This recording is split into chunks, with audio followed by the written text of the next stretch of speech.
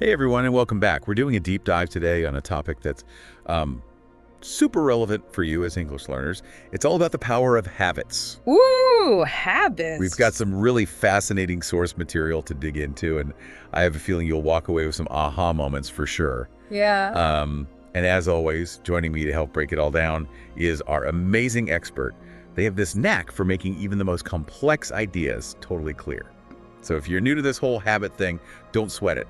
We'll have you speaking the language of habits before you know it. I think the coolest thing about habits is how they can be working for us or against us. And a lot of times we don't even realize it. But Mhm. once we understand how habits actually work, then we can totally take control and make them work for us. Especially when it comes to something like learning English, right? Okay, so before we get ahead of ourselves, let's define what we're talking about when we say habits. The source material describes habits as routine behaviors performed regularly, often subconsciously. So, is it fair to say that habits are kind of like things we do without even thinking? Like on autopilot? Yeah, totally. Think about something like brushing your teeth. You don't really have to think about the steps, you just do it. That's kind of the beauty of habits. They free up all this mental energy for other things. It's almost like our brain is saying, okay, got this, we can handle this one on autopilot. Yeah, that makes sense. But isn't it kind of wild that we can do these things without even thinking? Is that like our brain being efficient or just lazy? It's definitely efficiency in action. Brains are hardwired to conserve energy, and habits are a super great way to do just that. Instead of having to make conscious decisions about every single little thing we do, our brains can delegate those routine tasks to our autopilot system. And then that frees up mental bandwidth for all the other more complex stuff we got to deal with. That's making me think about all the times I tried to learn English and just felt so stuck, like I wasn't making any progress. Maybe it's because I haven't built those right habits to really support my learning. Hmm. So why are habits so important for us language learners anyway? Well, habits are powerful. They literally shape our identity and they also influence our actions. So when you do something over and over, it kind of starts to become a part who you are. So if you make it a habit to practice English each day, even if it's just for a few minutes, you're actually reinforcing this idea of yourself as an English speaker. Whoa, that's powerful.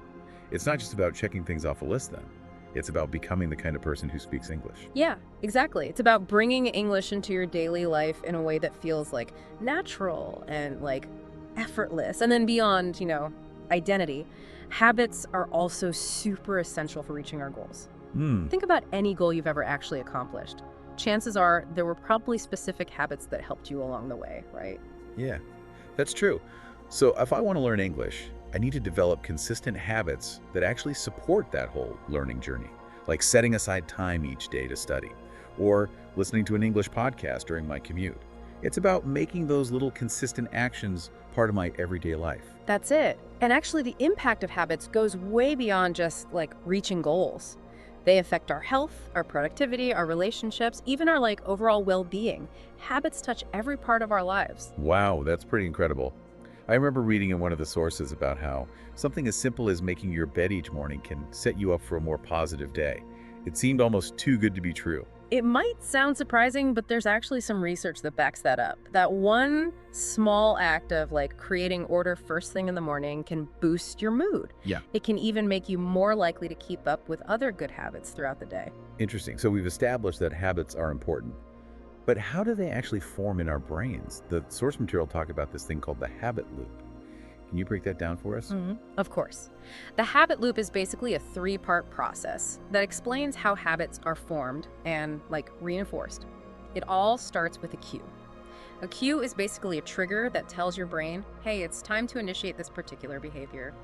That cue could be anything, a specific time of day, a certain place, even an emotional state. Okay, so using that teeth brushing example again, the cue might be seeing your toothbrush on the counter or feeling that fuzzy feeling on your teeth. Exactly. Then comes the routine. That's the actual behavior you're doing, in this case, brushing your teeth.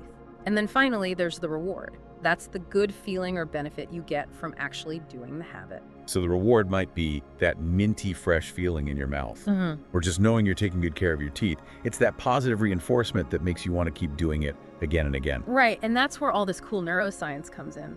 The source material explained that habits are formed in the basal ganglia. That's a part of the brain responsible for automatic behaviors. So our brains are actually rewiring themselves when we form habits. You got it. Every time you repeat a behavior, the connections in your brain associated with that habit get stronger. It's like working out a muscle. The more you use it, the stronger it gets. Oh, so the more I practice English, the stronger those connections for speaking English become. And that's why it's so important to understand this habit loop, because then we can use it to build good habits and break bad ones. Like if we can figure out our cues and rewards, we can start to consciously shape our routines. Totally. You become the architect of your own habits, designing them to support your goals and what you want to achieve. That's awesome. Now, one thing that I thought was really interesting in the source material was this 66-day rule for building a new habit. I always thought it was 21 days. Where did that come from? Ah, yes, the 21-day myth. That number has been super popular. But more recent research suggests it actually takes an average of 66 days for something to become automatic. Wow, that's a lot longer. It is, and it's important to remember that's just an average. Some habits will form more quickly, others might take longer, especially more complex ones like learning a language. The key is to be patient and consistent. Don't get discouraged if you don't see results right away. It's a marathon, not a sprint, right? Exactly. Well, this has been really helpful. So are you ready to dive into some actionable tips for actually building those positive habits? Absolutely. Let's equip our listeners with everything they need to build those English boosting habits. Perfect. All right, so actionable tips. Where do we even begin? Yeah, where should we start? Well, one thing the source material really emphasized was starting small. It's classic advice, but it's important, especially for language learning. It can be overwhelming when you're just getting started. Oh, absolutely. We don't want to set these huge goals and then get discouraged when we can't keep up, right? Right. So instead, we want to focus on small, manageable changes that we can actually stick with. Okay, so instead of saying, I'm going to study English for 2 hours every day, maybe start with 5 or 10 minutes. Exactly. Even just 5 minutes of focused practice is better than nothing. And then once that becomes a regular part of your routine, you can slowly increase it, Yeah, it's like building those habit muscles we were talking about. Right, exactly. Okay, so another key strategy from the source material is identifying your triggers. Remember how we talked about the cue? That's what starts the whole habit loop. So if you can be smart about choosing your cues, it makes it way easier to actually stick to that new habit. I was reading about this technique called habit stacking. I feel like that's connected to triggers, right? It totally is. Habit stacking is all about connecting your new habit to one that you already have. Oh, So for example, maybe you always have a cup of coffee every morning, right? yeah. So you could try adding in 5 minutes of English vocab review right after you finish your coffee. Ooh, I like that. Piggybacking off something you already do to make it easier to add in the new behavior. Yeah, it's a super effective strategy. And speaking of making things easier, another tip is to set clear goals. Why is that so important? It seems kind of obvious that if you want to learn English, your goal would be to learn English. Well, it's not just about setting any goal. It's about being really specific and intentional, because without a clear understanding of why you're learning English, it's really easy to lose motivation. Okay, so instead of saying, I want to learn English, maybe I should say something more like, I want to learn English so I can travel the world and talk to people from different cultures. Exactly. Having a specific reason, that makes the motivation so much stronger. It gives you a clear sense of purpose and direction. And that sense of purpose can be a lifesaver when you're hitting those roadblocks and setbacks. Oh, for sure. Speaking of challenges, let's talk about habit stacking a little bit more. It can be a really fun way to get creative and think about all the different ways you can bring English practice into things you're already doing. Yeah, so if someone loves watching movies, they could start watching them with English subtitles. Yeah. Or even try watching, English language films. Or if they love cooking, they could try finding recipes written in English. There are seriously so many possibilities. I love that. It's about making English a part of your life, not just something you do in a classroom. Okay, what else is on the list? Rewards. Everyone loves rewards, and they're crucial for making those positive habits stick. The good news is they don't have to be big or fancy or expensive. Yeah, I was surprised to read that even just a sense of accomplishment can be enough to reinforce a habit. It's true, that feeling of pride you get when you know you're making progress, that can be incredibly motivating. It's true, it feels good. But obviously, it's also okay to celebrate milestones with something you enjoy, like watching an episode of your favorite show after a week of consistent studying. Of course. It's about figuring out what works for you and keeps you going. And the last tip we'll cover is tracking your progress.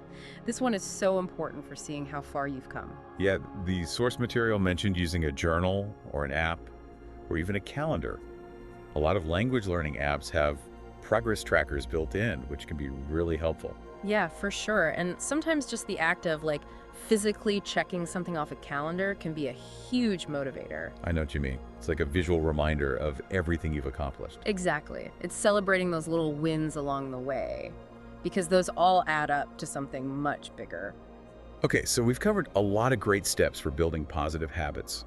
But let's be honest, it's not always easy. We all face challenges, especially when we're trying to learn something new like a language. That's true. The source material actually talks about common challenges like procrastination, lack of motivation, and setbacks. And these are all things that every language learner goes through at some point. It's normal. Yeah, it's part of the process. Exactly. It's important to remember that you're not alone if you're struggling. Absolutely. Everyone has those days where you just don't feel like studying, or you hit a plateau. The important thing is to realize that those challenges are normal and have some strategies in place to deal with them when they come up. So let's start with procrastination. I know I'm guilty of that one. Any tips for overcoming that urge to put things off? One tip from the source material is to break the task down into smaller pieces. Remember the 2-minute rule. Oh yeah, where you just commit to doing something for 2 minutes. Oh. And often that's enough to get you started. Exactly. It's all about getting over that initial resistance, Yeah. Okay, what about a lack of motivation? How do you stay motivated when you just don't feel like studying? Well, the source material suggests focusing on the long-term benefits of the habit instead of just the immediate results. Okay, so instead of thinking, ugh, I don't want to study today, I should be thinking about how great it will feel to have a conversation in English, or understand my favorite English movies without subtitles. Exactly. Keep that big picture in mind. Let that be your fuel. Yeah, visualization can be powerful too. Like actually taking a minute to imagine yourself achieving your goals. That can really help. For sure. So then what about those inevitable setbacks? We all have those days where we slip up and don't stick to our habits. How do we get back on track after something like that? That's a good question. It's easy to feel discouraged and like you've failed. The first step is acknowledging that setbacks are totally normal. They're part of the process. Don't beat yourself up about it. Yeah, it's easier said than done, but it's important to be kind to yourself. Absolutely. And instead of dwelling on that setback, try to use it as a learning experience. The source material recommended analyzing what went wrong and then making a plan to avoid that in the future. So like if you missed a day of studying because you got caught up at work, maybe you set a reminder on your phone for the next day. Or block off some time in your calendar. Exactly. And it's important to remember that building habits, especially language learning habits, is a journey. It's not a destination. There are going to be ups and downs. Yeah, that's so true. It's a marathon, not a sprint. It's exactly. Okay, so we've talked about building habits and overcoming those challenges. But how do we actually make these habits stick? How do we make these changes last? Yeah, that's the big question, right? We put in all this effort to build new habits, but then how do we make sure they actually become a part of our lives? Well, according to the source material, the key is consistency. It's about showing up day after day, even when you don't feel like it.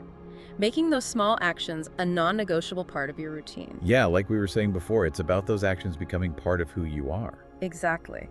The source material also highlighted accountability. Sharing your goals with other people can make you more likely to follow through. That's why having a language partner or joining an online community can be so helpful for English learners. It's about having people around you who support you. Exactly. Having that support system can make a huge difference, especially when you're having those moments of doubt. For sure. I think another important point from the source material was that habits can change over time, and they probably should change. Right. The habits that work for you at the beginning might not be the ones you need later on. As your English gets better, your needs will change, and your habits should reflect that. So if your original goal was to study vocab for 30 minutes a day, but you realize you can only realistically do 15, that's okay. Adjust your habit so it fits your life. Exactly. The most important thing is that it works for you and that you can be flexible and adapt. The goal is to create a system that helps you learn in the long run. Wow, we covered so much today.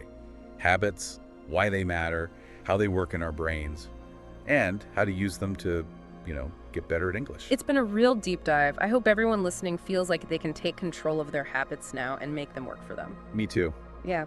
I'm definitely walking away with a lot to think about. Is there anything from today that you really hope sticks with our listeners? That's a good question. I think the biggest thing is that habits are really powerful. they can change things. They're not just about making life easier. They're about like becoming the person you want to be and reaching your goals. And that's so true when you're learning a new language. Right, and it's encouraging to know that building habits isn't about willpower or anything like that. It's about understanding how it all works and then using the right strategies. Anyone can learn to build habits that will help them. Exactly. And it's totally fine to start small. Actually, starting small is often the key to success. Little changes done consistently over time, those can lead to amazing results. Think about those little wins along the way. They keep us going. And it's important to remember that learning English is a journey. It's not about reaching some perfect endpoint. Yeah, there are going to be challenges, for sure. But that's okay. It's all part of it. Exactly. Those challenges are actually opportunities to grow and learn. So don't be scared to make mistakes or try new things. Just keep moving forward. I love that. And to everyone listening, remember you're not alone on this journey. There's a whole community of English learners out there facing the same things, celebrating those wins, and supporting each other. That's right, and we're all cheering you on. Now, before we wrap up, I want to leave everyone with something to think about. Ooh, a thought-provoking question. Think of one small habit you could start today to help you improve your English skills. It could be anything. Reading an English article for 5 minutes before bed, listening to a podcast on your commute, or even just changing the language settings on your phone. What will it be? That's a great question. I really encourage all of you to think about it. What's one little action you can take right now to get closer to your language learning goals? Maybe write it down, tell a friend, or just make a mental note. And then the most important part, take action. Because even the smallest habits can make a big difference. They can create these positive changes that will benefit you for years to come. Thanks for joining us for this deep dive into the power of habits. Keep learning, keep practicing, and keep those habits strong.